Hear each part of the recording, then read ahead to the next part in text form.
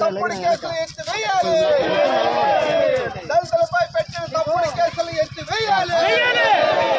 సాంఘిక బహిష్కరణకు పాల్పడుతున్న పెత్తందారులారా ఖబర్దార్. దళితులపై సాంఘిక బహిష్కరణకు పాల్పడుతున్న పెత్తందారులారా ఖబర్దార్. దళితులపై సాంఘిక బహిష్కరణకు దళితులపై తప్పుడు కేసులు నమోదు చేసిన ఎస్ఐని వెంటనే సస్పెండ్ చేయాలి. తప్పుడు కేసులు నమోదు చేసిన ఎస్ఐని వెంటనే సస్పెండ్ చేయాలి.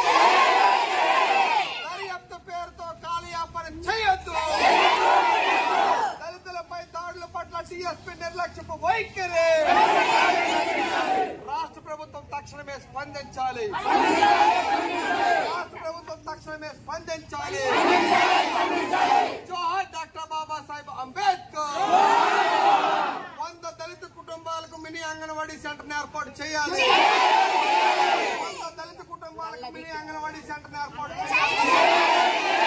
అర్హులైన దళిత కుటుంబాలకు ఇళ్ల స్థలాలు మంజూరు చేయాలి. అర్హులైన పేదలందరికీ ఇళ్ల స్థలాలు మంజూరు చేయాలి.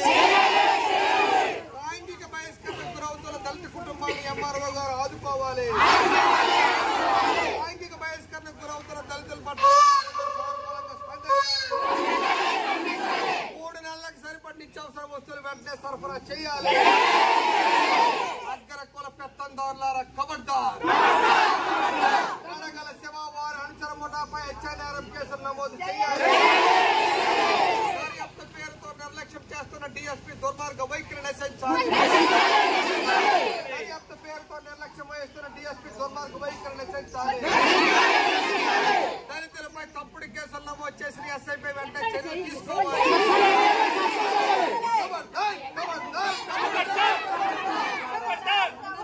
జోహార్ డాక్టర్ బాబాసాహెబ్ అంబేద్కర్. జోహార్ డాక్టర్ బాబాసాహెబ్ అంబేద్కర్. దాడికి గురైన దళితులకు న్యాయం చేయాలి. దాడికి గురైన దళితులకు న్యాయం చేయాలి. ప్లే గ్రౌండ్ లో దళితులు ఆడుకోవడానికి అవకాశం కల్పించాలి. ప్లే గ్రౌండ్ లో దళితులు ఆడుకోవడానికి అవకాశం కల్పించాలి. 100 దళిత కుటుంబాలకు మినీ అంగన్వాడీ సెంటర్ ఏర్పాటు చేయాలి.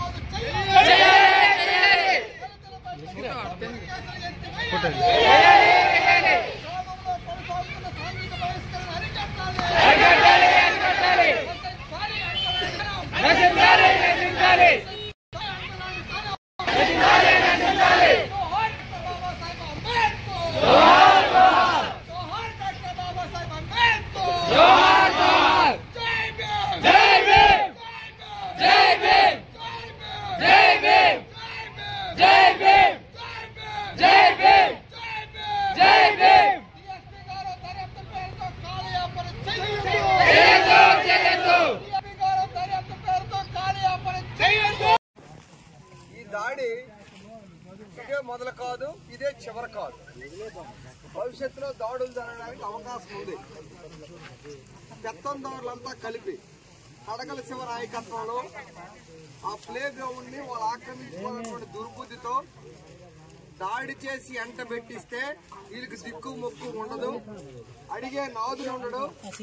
కాబట్టి మనం ఆ పని చేస్తామని చెప్పి వాళ్ళు దాడి చేసి మనల్ని కుట్టారు. అయితే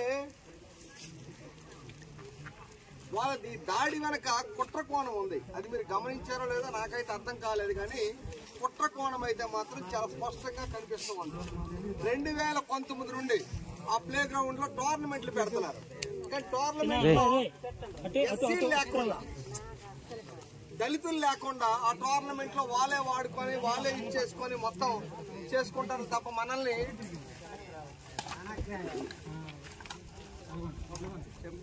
భూములు కూడా మన ఎస్సీ సార్. అది కాబట్టి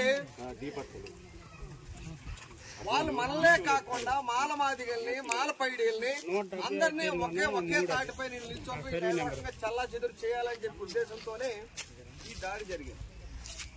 దాడి జరిగి సుమారుగా 9 రోజులు కావస్తుంది.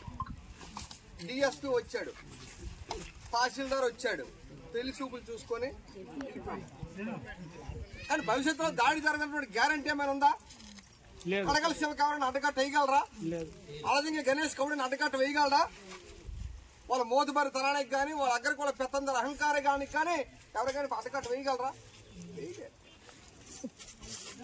అసలు వాస్తవానికి మొన్న జరిగిన దాడిలో ఎవరినో ఒకరిని చంపాలన్నటువంటి దుర్బుద్ధితోనే వాళ్ళు దాడికి పాల్పడ్డారు.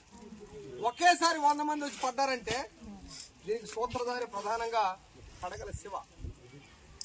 వాడి సంగతి తేల్చాలి.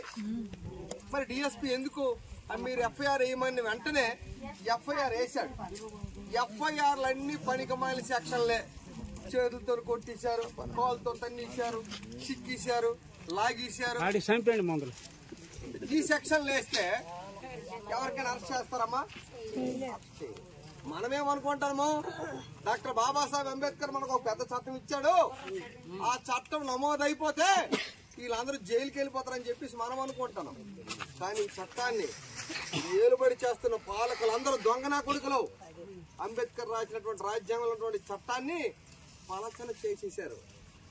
ఒకప్పుడు అట్రాసిటీ కేసు నమోదైతే పరారైపోయారు. ఇప్పుడు అట్రాసిటీ కేసు నమోదు చేస్తే కడగల శివ లాంటి వాడు కాలు రగలేసుకొని, అవధి గణేష్ లాంటి వాడు కాలు రగలేసుకొని మన ముందే తిరుగుతున్నారు. ఎందుకు? చట్టమాలకు చుట్టమైంది.